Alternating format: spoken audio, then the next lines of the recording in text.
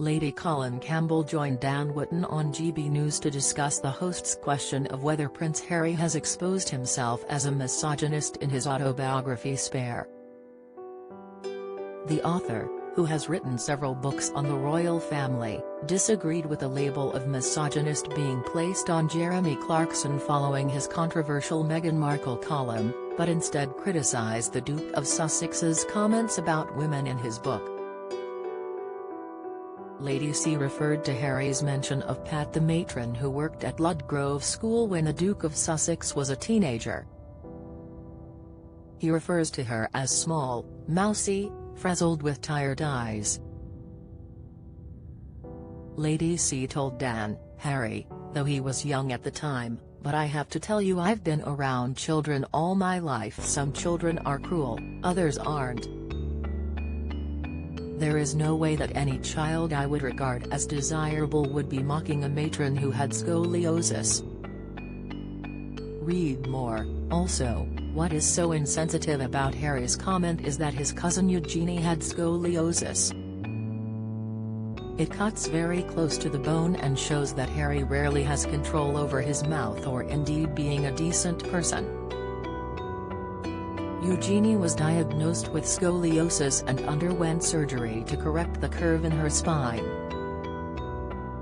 Lady C continued, "I think it's outrageous he is abusive. Harry is very abusive. I don't think there's any way you can compare Clarkson's allusion to Game of Thrones. It was cack-handed. He should have mentioned it was an allusion, he didn't, but that's an admission. Harry has admissions and they are admissions of somebody who's cruel and unfeeling," Lady C claimed. "I'm afraid you don't develop feelings when you get older. You're either born with a heart or without one. That's my take on it." In his memoir, Pat the matron is described in a particularly unpleasant manner. Harry wrote, "The matron I dealt with the most was Pat. Unlike the other matrons, Pat wasn't hot. Pat was cold. Pat was small, mousy, frazzled, and her hair fell greasily into her always tired eyes. Pat didn't seem to get much joy out of life, though she did find two things reliably satisfying: catching a boy somewhere he wasn't supposed to be, and shutting down any bouts of roughhousing. Before every pillow fight we'd put a sentry on the door.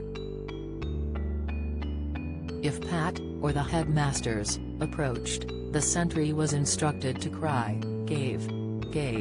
Lawton, I think?' Someone said it meant, 'The head's coming.' Someone else said it meant, 'Beware.' Whichever, when you heard it you knew to get out of there. Or pretend to be asleep."